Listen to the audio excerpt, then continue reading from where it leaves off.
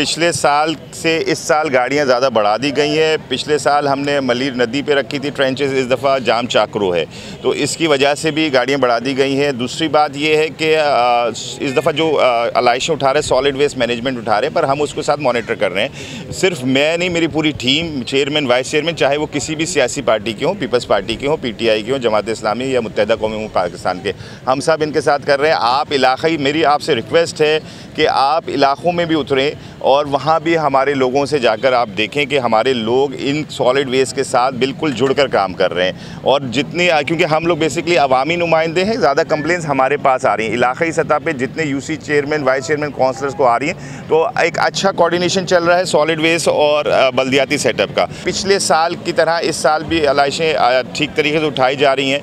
हमने शाम में 4 बजे के बाद स्प्रे का सिस्टम रखा हुआ है, KMC की तरफ से स्प्रे होगा और टाउन की तरफ से वो जो ये जो पॉइंट्स हैं इधर जाकर स्प्रे होगा।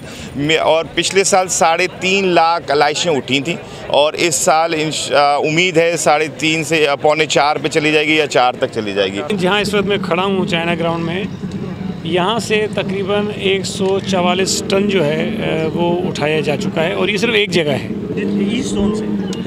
DMC ईस्ट का भी एक हिस्सा है ये सिर्फ, हाँ, ये सिर्फ जमशेद टाउन का जो इलाका है उसमें से है। शहर में बहुत सारे मकामात से ये सारा कुछ हो रहा है। मैं कोशिश करूँगा कि जितना हो सके मुख्तलिफ़ जगहों पे जाऊँ और ख़ुद अपनी आँखों से देखूँ भी। बाकी मैं अभी जहाँ से होता हुआ आया हूँ, मुझे एक जगह पर रास्ते में महमूदाबाद में कुछ आलाइशों का ढेर नज़र आया और वहाँ पर भी उससे पीछे जो है गाड़ियाँ काम कर रही थी, लेकिन वो अभी मैंने कहा है कि वो फ़ौरन उसको भी साफ़ किया जाए।